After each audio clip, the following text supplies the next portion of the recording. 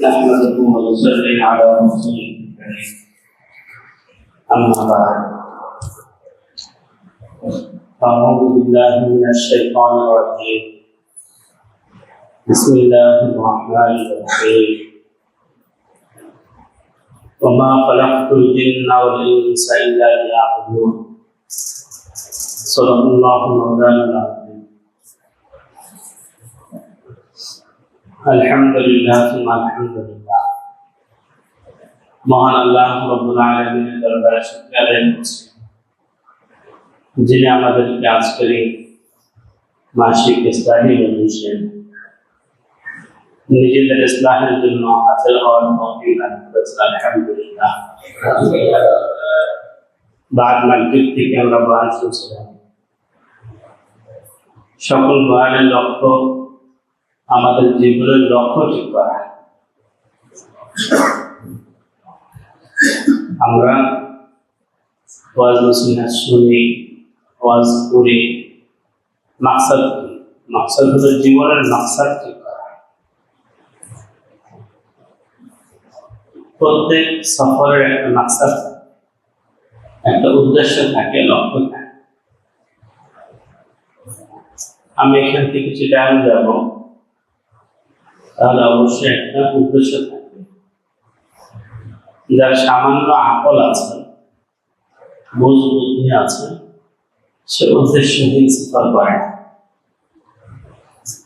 হয়তো আত্মীয় স্বজনের সাথে সে মোলাকাত করতে যাচ্ছে, কিংবা অন্য কোনো জরুরি কাজে যাচ্ছে, অথবা সে ঘুরতে যাচ্ছে, তার একটি লক্ষ্য থাকে। আমাদের এই জীবন সফর যে চলছে, মায়ের পেট থেকে দুনিয়াতে এসেছি, আমি ঘুমিয়ে থাকলেও আমার সফর চলমান। কেউ গাড়িতে উঠে ঘুমিয়ে গেছে, ঘুমানোর কারণে সফর বলতেই হয়নি, সফর চলছে। ঠিক জীবন নামক এই যে আমরা সাওয়ারিতে আহ্বান করেছি, আমাদের সফর প্রতিনিয়ত চলছে। আমি যদি ঘুমিয়ে কাটাই, তাও আমার অতিক্রম হচ্ছে পথ। আমি যদি কাজে ব্যস্ত থাকি, তাও আমার সময় পার হচ্ছে, আমার সফল চলনা। তো একজন সামান্য আকল বুঝে মানুষ যদি দুনিয়ার এই ছোট ছোট সফরে লক্ষ্য ঠিক করে একটু সফর করতে পারে, তাহলে জীবন সফরে লক্ষ্য থাকবে না, এটা হতেই পারে। জীবন সফরে অবশ্যই একটি লক্ষ্য আছে। প্রথমে শিশু, এরপরে কিশোর, এরপর তরুণ, যুবক, পৌর, বৃদ্ধ, কবরে। সফরটি মৃত্যু পর্যন্ত শেষ হয়ে যাচ্ছে।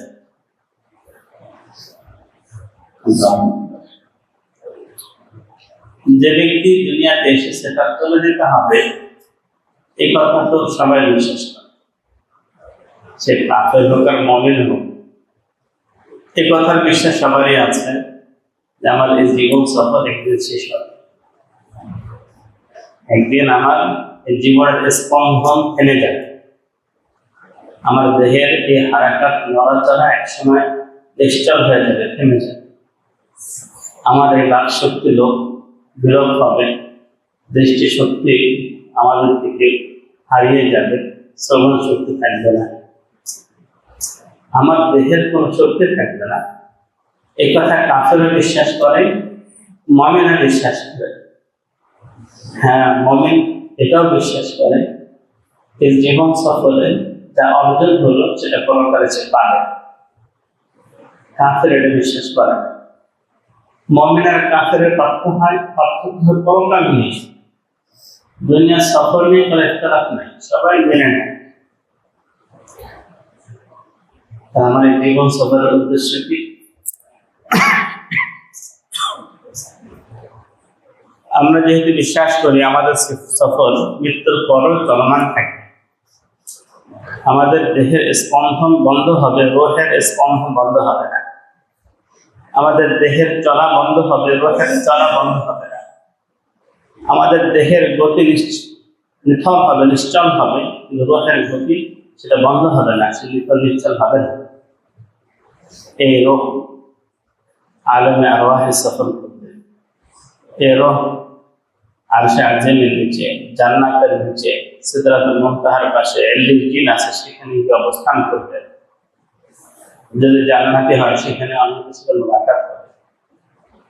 কিয়ামতের ময়দান হবে, সেই ময়দান পার হয়ে কুসরাত পার হয়ে জান্নাতে যাবে এবং জান্নাতে অনন্ত অসীমকাল এই রূহ আনন্দ করবে। সেখানে আমাদের নবজীবন দান করা হবে।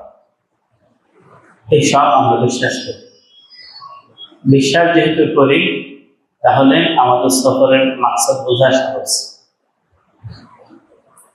উদ্দেশ্য বোঝা সহজ। দেখুন,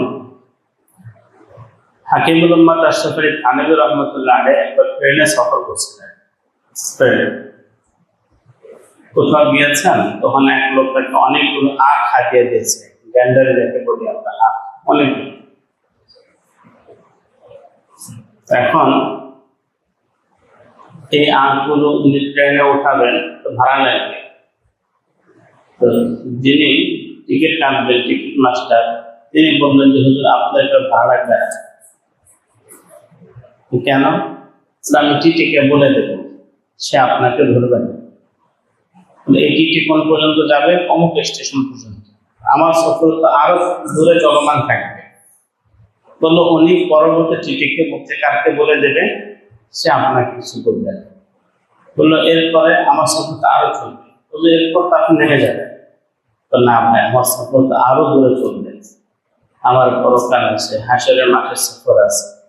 ওই সময় যখন আমাকে জিজ্ঞেস করা হবে তুমি ট্রেনের ভাড়া না দিয়ে মাল বহন করেছিলে, তখন আমি কি জবাব দেবো? বল, ওখানেও কি তোমার টিটি আমাকে বাঁচাবে? সেটা তো পারবে না। তুমি কেন আমাকে ফাঁকি দেওয়া শেখাচ্ছ? রাষ্ট্রীয় টাকা, ট্রেনের টাকা ফাঁকি দেখাও শেখানো। আমি তো পরকালের সফরে আটকে যাবো তোমার কথা শুনে। আজকে মুমিনের এই ভাবনাটা চলে গেছে যে তার সফর পরকালেও আছে এবং পরকালের সফরে সে অনেক বান্দার হক নষ্ট করার কারণে গ্রেফতার হয়েছে। দুনিয়ার পুলিশ তাকে গ্রেফতার হয়তো করবে না, সে প্রভাবশালী, সে ক্ষমতাবান, সে দলীয় লোকজন।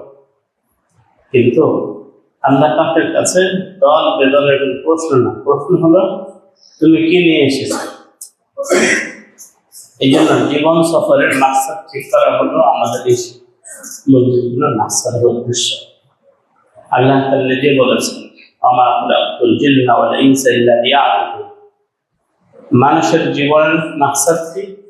আমি জিন আর ইনসানকে শুধু ইবাদতের জন্য বানিয়েছি। তাদের একমাত্র কাজ আমার বন্দেগী করা। আমাদের একমাত্র কাজ হলো আল্লাহ পাকের বন্দেগী করা। এটার জন্য আমাদেরকে বানিয়েছে। কতদিন পর্যন্ত বন্দেগী করব? ওয়া'বুদ রাব্বাকা হাত্তা ইয়াতিয়াকাল ইয়াকিন। আল্লাহ তাআলা বলেন, ইয়াকিন নিশ্চিত বিষয় তথা মৃত্যু আসার আগ পর্যন্ত বন্দেগী করতে থাকে। আমরা আল্লাহর গোলাম হয়ে থাকব, আল্লাহ পাকের গোলামি করব, আল্লাহ পাকের বান্দা হয়ে থাকবো, আল্লাহর বন্দেগী করব। এটাই হলো আমার জীবনের মাকসাদ। যদি আমি এই জীবন সফরটা আল্লাহর গোলাম বানায় কাটাতে পারি, আল্লাহর দাস হয়ে কাটাতে পারি, আল্লাহর বান্দা হয়ে কাটাতে পারি, তাহলে আল্লাহ তাআলা এখান থেকে নেওয়ার সময় আমাদেরকে বন্ধু বানায় নেবে। বান্দা হিসেবে আল্লাহ পাক পাঠিয়েছেন। যদি আমরা বন্দেগী যথার্থভাবে করতে পারি, আল্লাহ পাকের চাওয়ায় যদি আমাদের জীবনের চাওয়া হয়, আল্লাহর হুকুম মায়া যদি আমাদের জীবনের মানার বিষয়টা হয়, তাহলে আল্লাহ পাক এই বান্দাকে বন্ধু বানাবেন এবং বন্ধুত্বের মর্যাদা দিয়ে জান্নাত দান করবেন। জান্নাত দান এক কথায় আল্লাহ তাআলা বললেন, বান্দা তুমি দুনিয়াতে আমার বন্দেগী করবে আর আমার বন্ধু হয়ে তুমি আনবে। এটা তুমি মাকসাদ। ইয়া আল্লাহ। হাসান বসরি রহমতুল্লাহ আলাইহি বাজারে গেছে। বাজারে আমার এক সাহাবা আপনারে আছে। বাজারে গিয়ে গোলাম খরিদ করবেন, আসলে গোলাম না বেচা। একটি গোলাম দেখেন খুব শুকনো লিখে দাম জিজ্ঞেস করলেন যে এই গোলামের দাম কত। বললেন যে আপনি যে কথা বলে দেখুন আগে গোলামের সাথে। প্রশ্ন হলো, গোলাম তোমার নাম কি? বললেন যে আমার কোনো নাম নাই, আমার মালিক আমাকে যে নামে ডাকে সেটাই আমার নাম। গোলাম তোমার কেমন পোশাক পরতে পছন্দ? আমার কোনো নিজস্ব পছন্দ নাই, আমার মালিক আমাকে যেমন পোশাক পরাইতে পছন্দ করেন সেটাই আমার পছন্দ। গোলাম তুমি কেমন খাবার খেতে পছন্দ করো? যা আমার কোনো নিজস্ব পছন্দ নাই, আমার মালিক আমাকে যেমন খাবার খাওয়াইতে পছন্দ করেন সেটাই আমার পছন্দ। তুমি কেমন বিছানায় শুইতে পছন্দ করো? আমার পছন্দ নাই, আমার মালিক আমাকে যেমন বিছানায় শোয়াইতে পছন্দ করে সেটাই আমার পছন্দ। হাসান বসরি রহমতুল্লাহ আলাইহি থাকতো, আমিও তো কারো গোলাম, আমি কি আমার চাওয়াকে আমার মাওলার চাওয়াতে বিলীন করছি? উনি গোলামটাকে ওই বেশি দাম দিয়ে কিনলেন, অথবা বললেন তুমি যথার্থ গোলাম, তোমাকে আমি আজাদ করে দিলাম। ঠিক আল্লাহর যে বান্দা তার লেবাস পোশাকের ক্ষেত্রে দেখে আমার মালিকের পছন্দ কোনটা, খাবার ক্ষেত্রে দেখে আমার মালিকের পছন্দ কোনটা, পরিধানের ক্ষেত্রে, শোয়ার ক্ষেত্রে, সব ক্ষেত্রে এই কথা চিন্তা করে আমার মালিক যেটা পছন্দ করবে আমি সেটা করবো, সেটা করবো, সেটা খাবো, ওইভাবে খাবো। আল্লাহ পাক তাকে যেন বলে দেন, বান্দা তুমি আমার গোলাম নও, আজাদ করে তোমাকে বন্ধু বানায়। চির আজাদে আল্লাহ নসিব করবে, মৃত্যুর মাধ্যমে চির আজাদে নসিব হবে, চির আজাদ। এই জন্য হাদিসে যেটা আমরা শুনে থাকি, আর দুনিয়া সিজনুল মুমিন ওয়া জান্নাতুল কাফির, মুমিনের কারাগার, মুমিনের কারাগার হলো দুনিয়াটা, আর কাফেরের এটা হলো জান্নাতের। কিন্তু আমি অনেক ক্ষেত্রে বলি দাজ্জালের জান্নাত জাহান্নামের মধ্যে। দাজ্জাল যখন আবির্ভূত হবে তার এক হাতে থাকবে জান্নাত, আরেক পাশে থাকবে জাহান্নাম। সম্ভবত ডানে থাকবে জাহান্নাম, বামে থাকবে জান্নাত। যারা তাকে মানবে তাকে সেই জান্নাতে প্রবেশ করাবে, আর যারা তাকে মানবে না তাকে সে তার জাহান্নামে প্রবেশ করাবে। কিন্তু আল্লাহ পাকের নিজাম হবে উল্টা, নারুহু জান্নাত জান্নাতুহু নার। তার জান্নাতটা হবে জাহান্নাম আর জাহান্নামটা হবে জান্নাত। সুতরাং মুমিন যারা তাকে মানবে জাহান্নামে ঢুকাবে, আর ভিতরে গিয়ে সে জান্নাতের সুখ অনুভব করবে। আর যে সকল কাফের তাকে মেনে কাফের হবে, সে তার জান্নাতে ঢুকাবে, ভিতরে ভিতরে জাহান্নামের কষ্ট সে অনুভব করতে থাকে।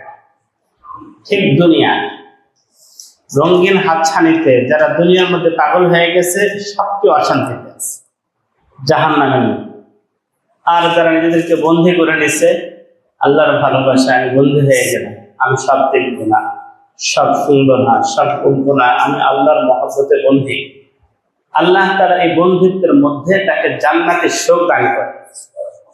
জিজ্ঞাসা করে দেখুন, যে যত আল্লাহর জন্য নজর হেফাজত করতেছে, যে যত আল্লাহর জন্য কানের হেফাজত করতেছে, যে যত আল্লাহর জন্য জবান হেফাজত করতেছে, তার দিলের সুখের কথা ওই দুনিয়া দ্বারা কিভাবে টার পাবে?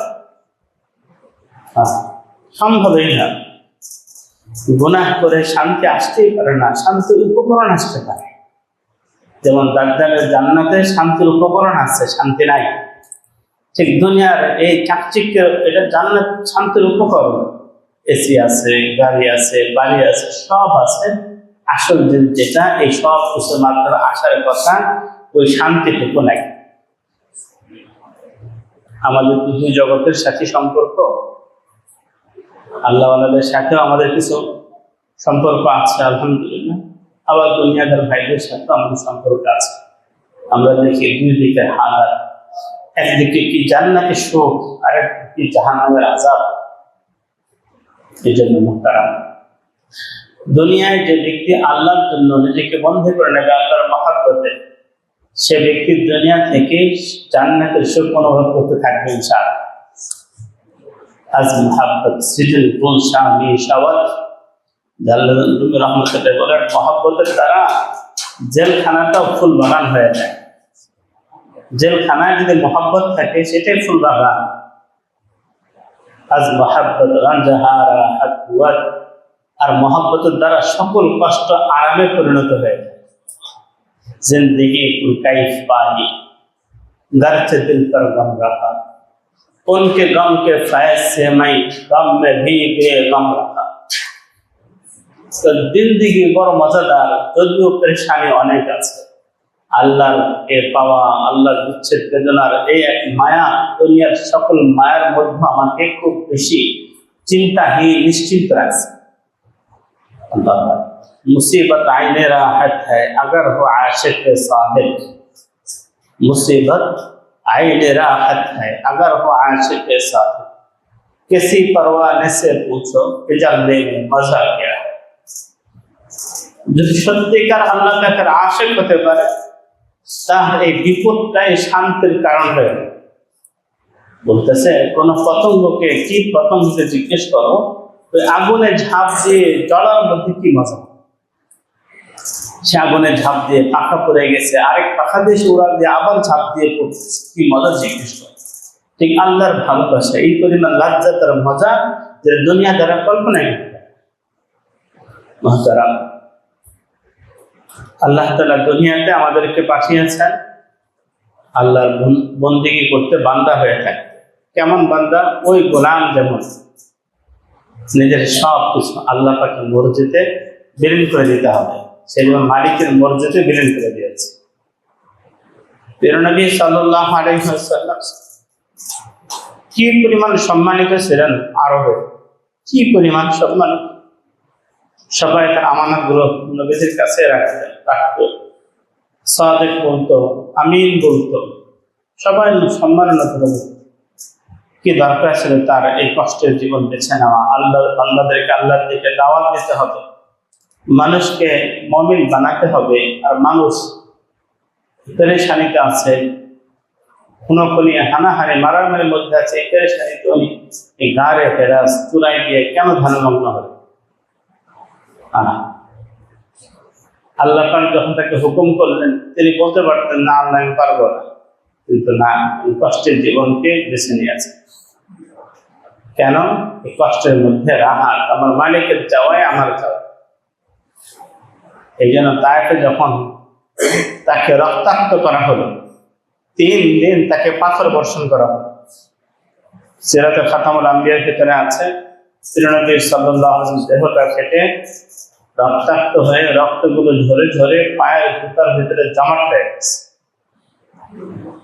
এত কষ্ট করলেন, এরপরে বলেন কি, আল্লাহ আমি আমার সকল দুঃখ বেদনা আপনার কাছে পেশ করলাম। আল্লাহুম্মা ইন্নী আশকু ইলাইকা দুআফা কুওয়াতি ওয়া কিল্লাতা হিলতি ওয়া হাওয়ানি আলা নাস। আল্লাহ আমার সব ব্যথা বেদনা আপনার কাছে পেশ করলাম। আল্লাহ আর কতদিন এইভাবে মার খাবো, দুশমনের হাওলা হয়ে থাকবে কতদিন? এরপর বলেন কি, তবে আল্লাহ ইল্লাম তাকুন সাখিতান আলাইয়া ফালা উবালি, আপনি যদি আমার উপরে নারাজ না হন আমার কোনো পরোয়া নাই, আমাকে মারুক কাটুক যাই করুক, আল্লাহ আপনি রাজি আছেন, আমার কোনো দুঃখ নেই, কোনো দুঃখ আমার কোন। ইয়া আল্লাহ, এই জন্য আল্লাহ পাকের মহব্বতে নিজেকে বন্দী করা, এর মধ্যে প্রকৃত শান্তি। জন্নুল মিস্ত্রি রহমতুল্লাহ আলাইহি ওনাকে একদিন জিজ্ঞেস করলেন, হুজুর কেমন আছে? বলেন কি, ওই ব্যক্তি সুখের কথা আপনি জিজ্ঞেস করো, আসমান জমিন তার মর্জি মোতাবেক চলে। আসমান জমিন তো আল্লাহর মর্জিতে চলে, তা আপনার মর্জিতে কিভাবে চলে? দেখো, আমি আমার মর্জিকে আমার আল্লাহর মর্জিতে বিলীন করে দিচ্ছি। আমার মালিক যা চায় আমি তাই চাই। আমার মালিক যদি বলে জন্নুন অসুস্থ হয়ে বিছানায় করে থাকো, আমি তাতে রাজি। আমার মালিক যদি বলে জন্নুন না খেয়ে থাকো, আমি তাতেই রাজি। সুতরাং মালিকের ফায়সালা আমি রাজি। আমার মালিকের মর্জিকে বিলীন করে দিচ্ছে, আমি শেষ। এই জন্য যে ব্যক্তি রেজাবিল কাজা, আল্লাহর ফায়সালা রাজি হয়ে যেতে পারে, এই ব্যক্তি সাথে সুখী কোনো মানুষ না। এই জন্য সাহাবায়ে কেরাম রাদিয়াল্লাহু আনহুম জান দিয়ে দিতেন আর বলতেন সুস্থ রব্বুল কাবা, কাবার রবের শপথ আমি কামিয়াব হয়ে গেছি। তো জীবনের মাকসাদ কি? আল্লাহ বলে দিলেন জীবনের তোমার মাকসাদ হলো আমার দাসত্ব। এবার আমি দেখবো আমি কামাই করতে গেলে আমার কামাইটাকে হালাল হচ্ছে না হারাম। আমি ব্যয় করতে গেলে দেখবো ব্যয়টাকে হালাল করতে হচ্ছে না হারাম করতে। আমি কোনো কথা বলতে গেলে ভাববো কথাটা কি হালাল হচ্ছে না হারাম, জায়েজ না নাজায়েজ। দেখার ক্ষেত্রে দেখুন আমাদের ঢাকা পীর করাচি হযরত রহমতুল্লাহ আলাইহি, শুধু তিনি না, আমার শায়েখ প্রফেসর হামিদুর রহমান সাহেব রহমতুল্লাহ আলাইহি, আমার বর্তমান শায়েখ ঢাকা হযরত রহমতুল্লাহ আমার বারাকাতুহু, এবং এই সিলসিলা থানবী সিলসিলার বড় বৈশিষ্ট্য হলো গুনাহ থেকে বেঁচে থাকা। গুনাহ আল্লাহর গোলামের বিপরীত কাজ। বললাম বাবার অনুগত, বাবা বলেন এদিকে যাও, সে যাচ্ছে ওদিকে, এদিকে যেও না, তাও যাচ্ছে, সে বাবার অনুগত না। আল্লাহর গোলামদেরকে আল্লাহ বলছেন যে তোমরা এটা করতে পারবে না, গীবত করতে পারবে না, গীবত শুনতে পারবে না, বেগারা মহিলাকে দেখতে পারবে না, পরিষ্কার আল্লাহ বলে দিয়েছেন। এরপরও যদি কোনো আল্লাহর বান্দা এগুলো করে, সে তার বান্দা থাকবে না, সে তো আল্লাহর সাথে বিদ্রোহ করে ফেলবে, আল্লাহর হুকুম অমান্য করে ফেলবে। আল্লাহ ওয়ালাদের মাঝে এবং সাধারণ আবেদের মাঝে পার্থক্য এটা। একজন মানুষ তাহাজ্জুদ গুজার, একজন মানুষ 5 ওয়াক্ত নামাজি, একজন মানুষ হাজি সাহেব, কাজী সাহেব, বহুত কিছু, কিন্তু সে গুনাহগারও। দেখা গেছে যে গুনাহ করতেছে, নজর বাঁচাইতেছে না, গীবত থেকে আসতেছে না। কিন্তু আল্লাহ ওয়ালাদের মধ্যে যে গুণটা অভিন্ন পাওয়া যায়, একদিন বিশেষভাবে পাওয়া যায়, সেটা হলো গুনাহ থেকে বেঁচে থাকা। আর গুনাহ থেকে বেঁচে থাকার নামই তাকওয়াওয়ালা হওয়া। তাকওয়ার মানে হলো পরহেজ করা, বেঁচে থাকা, ছেড়ে দেওয়া। কি ছাড়বো? তো নামাজ তো অবশ্যই করতে হবে, কিন্তু রোজা তো অবশ্যই করতে হবে, ছাড়বো কি? ছাড়বো না, নজরের গুনাহ ছাড়বো, কানের গুনাহ ছাড়বো, জবানের গুনাহ ছাড়বো। যে আল্লাহর বান্দা গুনাহ ছাড়তে পারে না, এই গুনাহের ছিদ্র পথ দিয়ে তার নেকির সব নূর বের হয়ে যায়, নেক আমলে নূর হয়, আর এই নূর নিয়ে কবরে যেতে হয়। এই দুনিয়াতে আমরা আল্লাহর বন্দেগী করলে কি পাবো? সওয়াব পাবো। আর কি পাবো? নূর পাবো। সিনায় নূর আসবে, আমল নামায় সওয়াব উঠবে। নেক আমল করলে সিনায় পাওয়ার হয়। এখন এক ধরনের গাড়ি আছে, চললে অটোমেটিক চার্জ হয়, ওই চার্জ দিয়ে আমরা চলতে পারি।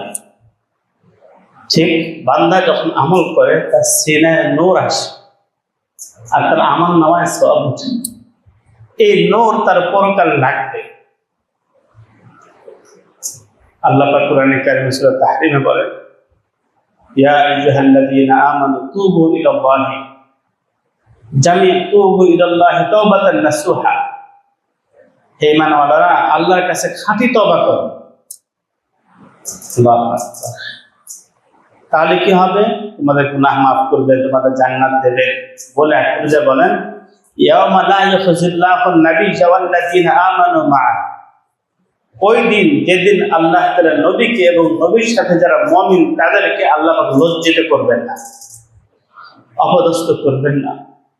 আমরা যদিও অনেক পরে আসছি, কিন্তু যদি নবী সাল্লাল্লাহু আলাইহি ওয়াসাল্লামের সচ্চা উম্মতি হতে পারি, আমরাও সেদিন লজ্জিত হব না ইনশাআল্লাহ। আল্লাযীনা আমানু মা'আর মধ্যে দাখিল হয়ে যাবে যদি আমরা ওই ঈমানের দাবি পূরণ করতে পারি। আল্লাহ তাআলা সেদিন লজ্জিত করবেন। ইয়াসআ নূরুহুম বাইনা আইদিহিম ওয়া বিআইমানিহিম। তাদের ডানে, তাদের সামনে, তাদের ডানে দেখবে নূর আর নূর, দৃশ্যমান হবে আলো, আলোর ফোয়ারা। এবং ইয়াকুলুন রব্বানা আতমিম লানা নূরানা ওয়াগফির লানা। তারা বলে, আল্লাহ আপনি, হে আমাদের রব, আমাদের নূরকে আপনি পরিপূর্ণ করে দেন। নূরকে আমার সাথে বলেন, রব্বানা। সবাই বলুন, রব্বানা আতমিম লানা নূরানা। দোয়া করতে হবে, আল্লাহ আপনি আমাদের নূরকে পরিপূর্ণ করে দেন। পরকালের নূর ছাড়া চলা যাবে না, অন্ধকার থাকবে সব, আলো লাগবে চলতে। জান্নাতে যেতে হলে আলো দিয়ে চলতে হবে। আর ওই আলো দুনিয়া থেকে যে নূর হয়, এই নূর পরকালে দৃশ্যমান হয়। এই জন্য প্রিয় নবী সাল্লাল্লাহু আলাইহি ওয়াসাল্লাম দোয়া করতেন, আল্লাহ আপনি আমার চোখে নূর দেন, কানে নূর দেন, জবানে নূর দেন, চোখ আমার প্রত্যেক চুলে নূর দেন, হাড়িতে নূর দেন, গোশতে নূর দেন। আল্লাহ আপনি আমার কলবে নূর দেন, আমাকে আপনি নূর বানায় দেন। আল্লাহুম্মা জাআলনি নূরা, পুরাপুরি নূরের দোয়া করতেন। এখন নূর তো হাসিল করলাম, রাতভর মাছ ধরলো, সকালবেলা দেখে যে খালয়ে কোনো মাছ নাই, খালয়ে এমন গ্রাম দেশে ছিল, এমন নিচে ছিদ্র ছিল, সব করে গেছে। যে নূর সিনায় হাসিল হয়, গুনাহের মাধ্যমে এই নূর চলে যায়, জুলমাতের অন্ধকার অন্তরে পয়দা হয়। আল্লাহ পাক বলছেন, আল্লাহু ওয়ালিয়ুল্লাযীনা আমানু ইখরিজুহুম মিনাজ যুলমাতি ইলান নূর। আল্লাহ তাআলা মুমিনের বন্ধু, তাদেরকে অন্ধকার থেকে আলোতে নেন। আমার বন্দেগী করার কারণে আল্লাহ পাক আমাকে আলোতে নিয়ে গেলেন, আবার গুনাহের কারণে অন্ধকারে ফিরে গেলাম। কেমন জিন্দেগি হলো! আল্লাহ আলোতে দেন। আল্লাহ কোরআন নাযিল করছেন, কোরআনে আছে লিতুখরিজাহুম মিনাজ যুলমাতি ইলান নূর, আপনি তাদেরকে অন্ধকার থেকে আলোর দিকে নিয়ে যাবেন কোরআনের মাধ্যমে। এই জন্য আমরা আলোকিত মানুষ হওয়ার চেষ্টা করি, এবং যে নূর সিনার ভিতরে হাসিল করতেছে, আল্লাহ পাক দান করতেছেন, এটাকে মৃত্যু পর্যন্ত সিনার মধ্যে থাকার ব্যবস্থা। আমার চোখের দ্বারা, কানের দ্বারা, জবানের দ্বারা, অঙ্গ প্রত্যঙ্গ দ্বারা যেন এমন কোনো গুনাহ না হয় যে আবার নূরগুলো চলে যায়। এটা না, দেখুন গুনাহ হয়ে গেলে তওবা করলে গুনাহ মাফ হবে, নূর তো এইভাবে আর ফিরে পাওয়া যাবে। নূর কমে গেল, আবার হাসিল হবে। ইয়া আল্লাহ, তা আমি মূল যে কথা বোঝাতে চেয়েছিলাম আমার নিজেকে, সেটা হলো বন্দেগী, জিন্দেগিটা হলো বন্দেগীর জন্য। বন্দেগী করলে বান্দার নূর হবে, সে আল্লাহ পাকের বান্দা থেকে আল্লাহ পাকের বন্ধু হয়ে যাবে। আর আল্লাহ পাকের বন্ধুর জন্য পরকালে জান্নাতের এমন নিয়ামত রাখছেন যে নিয়ামত বয়ান করে শেষ করা যায় না, কল্পনাও করা যায় না। আল্লাহ পাক নিজে বিবরণ দিয়েছেন, সেখানে নহর থাকবে, মধুর নহর, দুধের নহর, শরবতের নহর, কত কিছু থাকবে। ফুল থাকবে, বিল্ডিং থাকবে, জাফরানের ঘাস থাকবে, ঝর্ণা থাকবে, অনেক কিছু থাকবে। এক পর্যায়ে বলেন কি, ফালা তা'লামু নাফসুম মা উখফিয়া লাহুম মিন কুররাতি আ'য়ুন জাযাআন বিমা কানু ইয়া'মালুন। মানুষ কেউ জানে না তার জন্য তার চক্ষু শীতলকারী কি কি জিনিস আল্লাহ পাক রেখে দিয়েছে। এমন জিনিস রাখছেন যে এখন বয়ান করলে আমরা বুঝবই না। আজ থেকে যদি 100 বছর আগে এই কথা বলতো, তুমি বাংলাদেশে আমেরিকার একজন দেখে দেখে কথা বলবা, সে বুঝতো না। 100 বছর মানুষ বুঝতেই। আল্লাহ তাআলা আমাদের জন্য জান্নাতে আমাদের খুশি করার জন্য, বন্ধুদেরকে খুশি করার জন্য। ওলি মানে কি? বন্ধু। আল্লাহ বলছেন যে বন্ধু, আর বন্ধুদের কোনো ভয় নাই, কোনো চিন্তা নাই। ইয়া আল্লাহ, আল্লাহ তাআলা এত কিছু রেখে দিচ্ছেন তার বন্ধুদের জন্য, সেটা বললে আমরা বুঝবো না। এই জন্য বলছেন, ফালা তা'লামু নাফসুম মা উখফিয়া লাহুম মিন কুররাতি আ'য়ুন। তাদের চক্ষু শীতলকারী কি কি জিনিস আল্লাহ পাক গোপন রাখছেন, এটা কেউ জানে না। হাদিস শরীফ আছে, মা লা আইনুন রাআত ওয়া লা উযুনুন সামিআত ওয়া মা খাতারা আলা কলবি আহাদ। কোনো কান শুনে নাই, কোনো চোখ দেখে নাই, কোনো মানুষের কল্পনা আসে না, এত সুন্দর করে জান্নাত বানায় রাখছে বন্ধুদের জন্য। এই জন্য মুহতারাম, আমাদের সফর তো চলমান, কারো সফরের বেশিরভাগ অংশ আমরা শেষ করে ফেলছি। কেউ সফরের শেষ প্রান্তে এসে হাজির হয়ে গেছে, জানি না কে কে কে আমরা সফরের শেষ প্রান্তে এসেছি। এখন তো আবার করি, অতীতে যে সফরের উদ্দেশ্যহীন আমরা কাজ করেছি, উদ্দেশ্যের খেলাফ কাজ করেছি, এর জন্য আল্লাহর কাছে মাপ চাই, এবং বাকি সময়টুকু উদ্দেশ্য অনুযায়ী আল্লাহর বন্দেগীতে কাটাই। যেহেতু আমার চোখ আল্লাহর গোলাম, আল্লাহর দেওয়া, কান আল্লাহর দেওয়া, জবান আল্লাহর দেওয়া, অঙ্গ প্রত্যঙ্গ আল্লাহর দেওয়া, দিল দিমাগ আল্লাহর দেওয়া, আমরা এই অঙ্গ প্রত্যঙ্গগুলো আল্লাহ পাকের হুকুম অনুযায়ী ব্যবহার করি। আল্লাহ তাআলা তৌফিক দান করেন। শেষ কথা হলো, আল্লাহ পাকের এই বন্দেগীর মধ্যে কিছু বন্দেগী আছে একদম ফরজ, রাসত্ব করতেই হবে। যেমন রমজান মাসের রোজা, 5 ওয়াক্ত নামাজ, যাদের হজ ফরজ হয় হজ, জাকাত ফরজ হলে জাকাত, যাদের কুরবানি ওয়াজিব হয় কুরবানি, সদকাতুল ফিতর ওয়াজিব হয় সদকায়ে ফিতর করতে হয়। কিছু তো একদম ওয়াজিব হয়ে যায়, ওটা ফরজ। আমরা রমজান মাসের রোজা রেখে এসেছি, এখন সামনে আবার কুরবানি এবং হজ। এই ইবাদত দ্বারা আল্লাহ পাকের অনেক বেশি নৈকট্য হাসিল করা যায়। হজ তো আল্লাহ পাকের মহব্বতের সূত্র। যাদের সৌভাগ্য হয়েছে আবার নিয়ত করি, যাদের এখনো সৌভাগ্য হয়নি তারা যাওয়ার জন্য তৈরি হয়ে যায়, নিয়ত করে খারাজ দিলে আল্লাহর কাছে কান্নাকাটি করি, মনোযোগ ভাবে কুরবানি সামনে আসছে, কুরবানি দেব। এই ক্ষেত্রে দু একটা কথা। প্রথম কথা হলো এখন আশরে হরম চলছে, সম্মানিত মাস। 4টা মাস হলো খুব বেশি সম্মানিত। এর মধ্যে একটা হলো জিলকাদ মাস, দ্বিতীয় জিলহজ, তৃতীয় মুহররম। এখন জিলকাদ মাসে আমরা আছি, জিলকাদা, শাহরুল জিলকাদা। আরেকটি মাস হলো রজব মাস। এই মাসগুলোকে আল্লাহ পাক খুব বেশি সম্মানিত করেছেন এবং বলেছেন ফালা তাজলিমু ফীহিন্না আনফুসাকুম, খবরদার এই মাসগুলোতে নিজেদের উপর জুলুম করো না, নিজেদের উপরে জুলুম করো না। আমি আমার আজিবুর মসজিদে বুঝিয়েছি ওদের বয়ানে, আসল তো নিজেকেই বোঝানো, নিজেই তো বড় জানেন।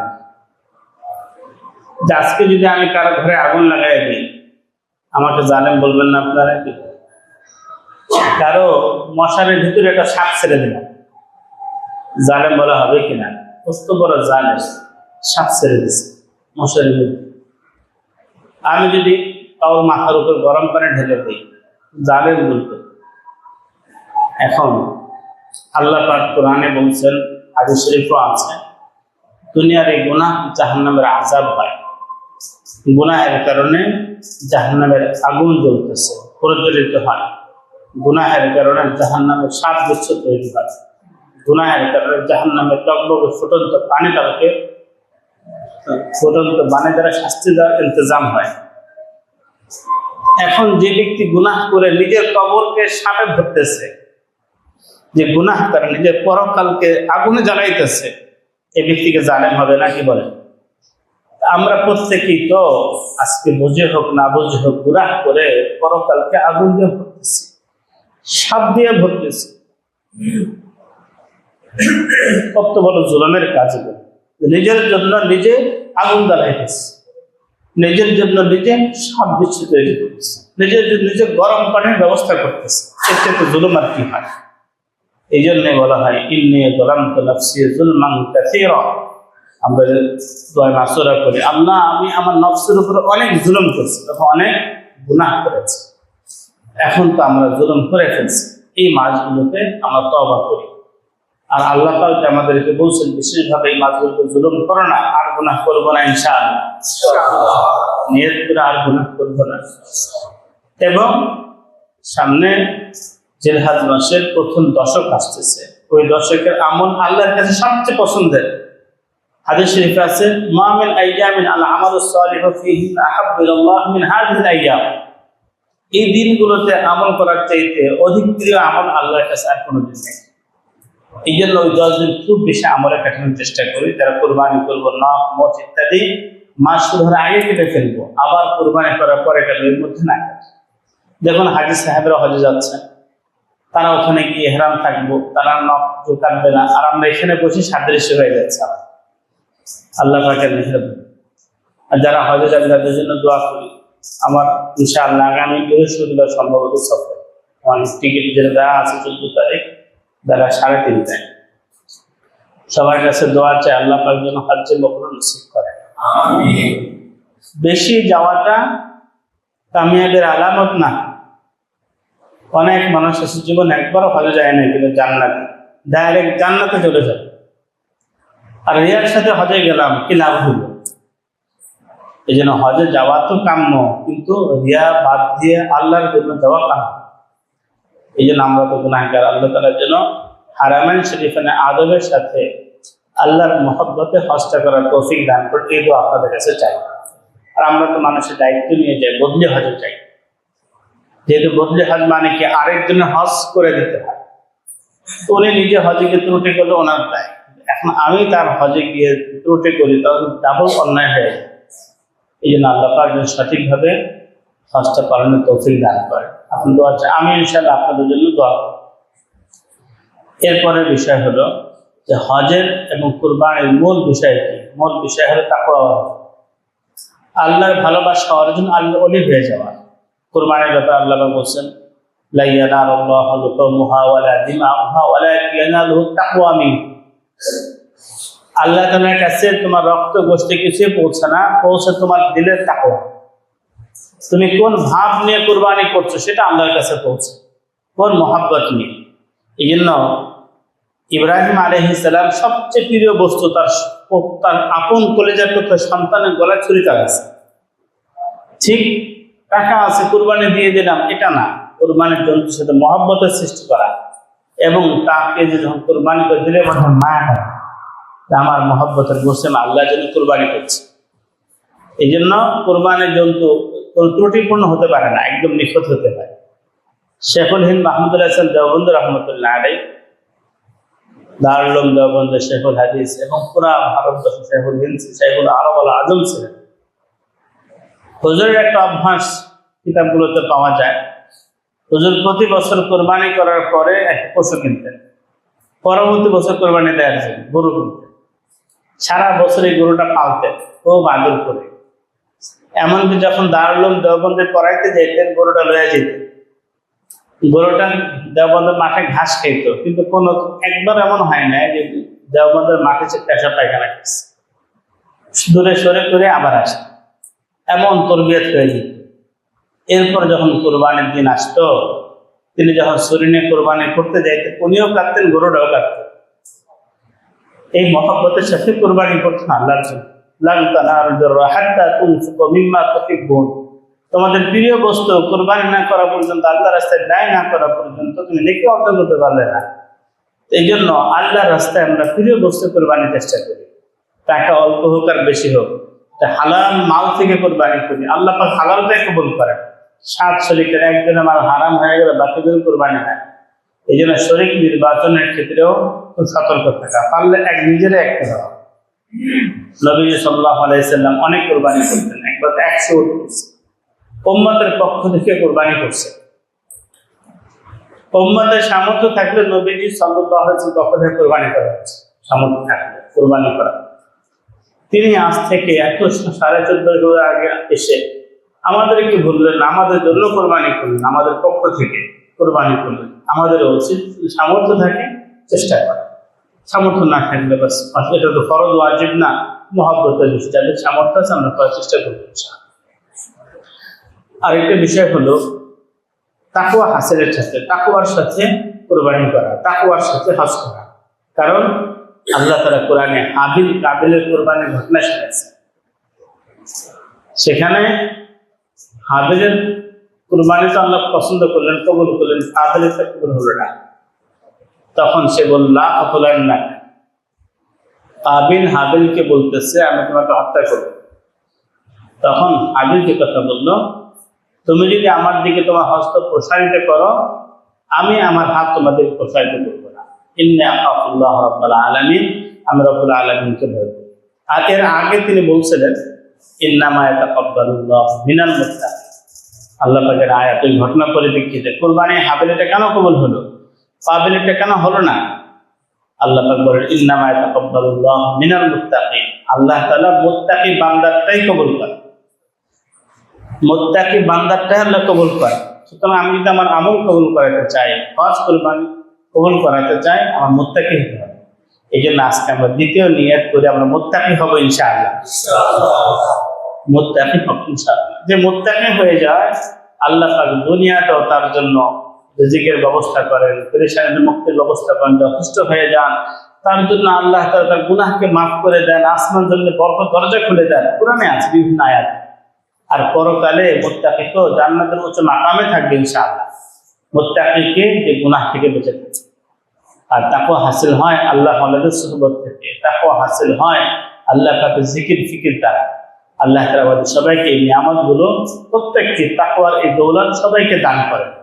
কয়েকটা স্তর আছে ইনশাআল্লাহ, পরবর্তী সুযোগ হলে বলবো। আজকে মূল কথা আমার এটাই, যে আমরা চেষ্টা করি আল্লাহ পাকের বান্দা হয়ে থাকতে, এমন বান্দা যে বান্দা আল্লাহর মর্জি ছাড়া কিছু করে না।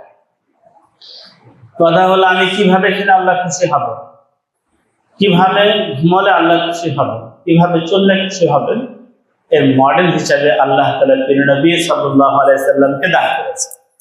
বান্দা তুমি আমার পছন্দের মানুষ হতে চাও, আমার নবীকে খানা দেয়, কিভাবে খেয়েছেন, আকুলু কামা ইয়াকুল হাব, গোলাম যেভাবে মনিবের সামনে বসে খানা খায়, দুই হাত গেড়ে হোক বা খুব বিনয়ের সাথে হোক, আমিও আমার মনিব আল্লাহ পাকের সামনে এইভাবে গোলামের মতো খানা খাই।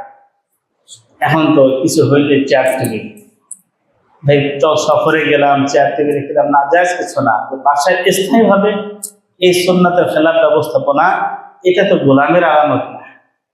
আমি জায়েজ না জায়েজের মাস্টার যাব না, আমি তো যাবো গোলামের মাস্টার। নবীজি সাল্লাল্লাহু আলাইহি সাল্লাম বলছেন আমি গোলামের মতো খানা খাই, আমরাও চেষ্টা করি গোলামের মতো খানা খেতে। আল্লাহ পাক তৌফিক দান করেন। আমি কিভাবে চলবো, ডান দিয়ে চলবো, মাথা নিচে করে নজর নিচের দিকে রেখে চলবো, আমি কিভাবে বলবো, গীবত থাকবে না আমার কথায়, আমার কথা অন্যের কষ্ট হবে না, আমার কথায় উপকার থাকবে, মানুষের কল্যাণ থাকবে, আল্লাহ দিনের কথা বলবো।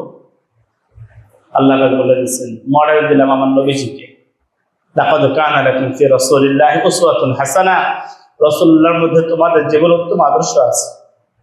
এবং এই কথা বলছেন, তোমরা যদি আমার ভালোবাসা পেতে চাও, আমাকে ভালোবাসতে চাও, নবীজিকে অনুসরণ করো। قل إن كنتم تحبون الله فاتبعوني يحببكم الله ويغفر لكم ذنوبكم। তোমরা যদি আল্লাহকে ভালোবাসো তো আমার অনুসরণ করো। নবীজিকে আল্লাহ বলতে বললেন, বলুন তোমরা আল্লাহকে ভালোবাসলে আমার অনুসরণ করো, তাহলে কি হবে, আল্লাহ তোমাদেরকে ভালোবাসবে, আল্লাহ তোমাদের গুনাহকে মাফ করে দেবে। আল্লাহর ভালোবাসা পাওয়ার জন্য, আল্লাহ পাকের খাঁটি বন্ধু হওয়ার জন্য, আল্লাহ পাকের বন্দেগীটা সুন্নাত তরিকে করবো ইনশাআল্লাহ। এবং আজ থেকে সব গুনাহ ছাড়, 5 ওয়াক্ত নামাজ পড়তে না। আজকে অনেকে হজে যেতে চায় কিন্তু নামাজ ঠিক মতো পড়ে না। তার কথা হলো যে আল্লাহকে খুশি করার জন্য এত কষ্ট হজে যাবো, ওই আল্লাহ তাআলাই তো 5 ওয়াক্ত নামাজ দ্বারা খুশি হবে। এখন আমি এখানে আল্লাহকে খুশি করে কাজগুলো করি, দেখবো আমি হজের সফরে যখন যাব, আল্লাহ পাক এই পরিমাণ মজা দিয়ে দেবেন, ওই সফরে কোনো কষ্টে মনে হবে না, বরং লেখায় মাহবুবের স্বাদ পাবো ইনশাআল্লাহ। ইয়া আল্লাহ, কথা লম্বা হয়ে যাবে, এই জন্য বাড়াচ্ছি না। মূলত কথা বেশি বড় প্রয়োজনও নাই। আমি আমাকেই বলছি যে আল্লাহ তাআলা আমাকে আমাদের সবাইকে তাকওয়ার জীবন অর্জনের তৌফিক দান করেন, আল্লাহর বন্ধু হয়ে দুনিয়া থেকে যাওয়ার তৌফিক দান করেন। দেখুন, গতকালই সম্ভবত আমাদের ইফতার ছাত্র ভাইদের সাথে মুজাকারা হচ্ছিল। ইয়া আল্লাহ, দুনিয়ার যত ব্যক্তি বা বস্তু এর মহব্বত দুনিয়াতে থেকে যায়, আপনার দিদির মহব্বত এখানেই শেষ।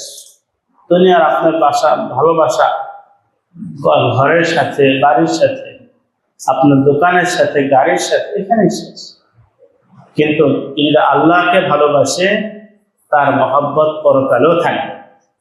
ইশক বা মুর্দানা বা সাতপায়েদার, মুর্দার সাথে ইশক আর মহব্বত বাকি থাকে না। আমার মাশুক সেও শেষ, আমার মহব্বতও শেষ। ইশক রাবা হাইয়্যু কাইয়্যুম মুদার, চিরঞ্জীব, সব কিছুর ধারক যিনি, সে মহান সত্তা আল্লাহ তাআলার প্রতি মহব্বত করো, মহব্বতও চিরঞ্জীব হবে। কারণ আমার মাহবুব, আমার আশিক, আমার মাশুক আল্লাহ তাআলা ইন্তেকালের সময় যখন দেখবেন তার মাশুক মারা যাচ্ছে, তিনি কষ্ট দেবেন, আল্লাহ তাআলা তখন বাস ওয়ান্নাশিতাতি নাশতা, খুব মৃদুভাবে আত্মার বাঁধন খুলে দেওয়ার ব্যবস্থা করবে। জান্নাতের নিয়ামত দেখায়া কষ্টকে লাঘব করে দেবে। আল্লাহ তাআলা তার ফেরেশতা পাঠায়া এল্লিজিনে পৌঁছানোর ব্যবস্থা করে দেবে। আল্লাহ পাক তার মাহবুবের জন্য মৃত্যুকে আসান করবেন। মৃত্যুর সময় ফেরেশতা পাঠায় তাকে সান্ত্বনা দেবেন, মৃত্যুর সময় তাকে জান্নাতের সুসংবাদ দেবেন, বলবেন তোমার কোনো ভয় নাই, কোনো চিন্তা নাই। আর বলবেন কি, ইয়া আইয়াতুহান নাফসুল মুতমাইন্না ইরজিই ইলা রাব্বিকা রাদিয়াতান মারদিয়া, হে প্রশান্ত অন্তর, এমন ভাবে ফিরে আসো তুমিও রাজি, তোমার উপরেও রাজি, তোমার মালিকও রাজি। ফাদখুলি ফি ইবাদি ওয়াদখুলি জান্নাতি। তার প্রিয় মাহবুব এই বান্দার জন্য আল্লাহ তাআলা জান্নাতে বিছানা কবরে বিছায়া দেবেন। তার জন্য আল্লাহ পাক এলিজেনে থাকার ব্যবস্থা করে দেবেন। কিয়ামতের মাঠে এই মাহবুবগুলোকে নিয়ে আরশের ছায়া দান করবেন। নবীজির হাউজে কাউসার এর পানি পান করানোর ব্যবস্থা করবেন। আমলনামা ঝুঁকায় দেবেন, ফুল সিরাত পার করে দেবেন, জান্নাতে তার দিদার নসিব করবেন। যদি আল্লাহর মহব্বত হাসিল করতে পারি, মৃত্যুর পরের যে সফর, এই সফর আসান হবে, দুনিয়ার সফর আসান হবে ইনশাআল্লাহ। আল্লাহ তাআলা আমাদেরকে আল্লাহ পাকের মহব্বত হাসিলের তৌফিক দান করুন। এর জন্য ফরজগুলো আমল ঠিকমতো করি, ওয়াজিব করি, সুন্নত করি এবং বেশি বেশি আমরা নওয়াফিলের ইহতিমাম করি। আল্লাহর বান্দাদেরকে আল্লাহর সাথে জোড়ানোর মেহনত করি। নিজে আল্লাহওয়ালা হব, আল্লাহর বান্দাদেরকে আল্লাহওয়ালা বানাবো ইনশাআল্লাহ। নিজে জান্নাতি হব, আল্লাহর বান্দাদেরকে জান্নাতে বানাবো ইনশাআল্লাহ। এই উম্মতের বৈশিষ্ট্য এটা। আল্লাহ পাক সবাইকে মেহনত করার তৌফিক দান করেন। ওয়া আখিরু দাওয়ানা আলহামদুলিল্লাহি রাব্বিল আলামিন। এখন তো জিকির করবো ইনশাআল্লাহ, অল্প সময় জিকির হবে, জিকিরের পরে দোয়া হবে ইনশাআল্লাহ। দোয়ার পরে আপনাদের হালকা আপনাদের ব্যবস্থা করেন, বাতিল অফ করে দিলাম। অতীত জীবন আল্লাহর বান্দা হয়ে থাকতে পারে নাই, গুনাহ করে ফেলছে, জুলুম করে ফেলছে, এখন আল্লাহর কাছে তওবা করি। আস্তাগফিরুল্লাহ রাব্বি মিন কুল্লি যামবিন ওয়া আতুবু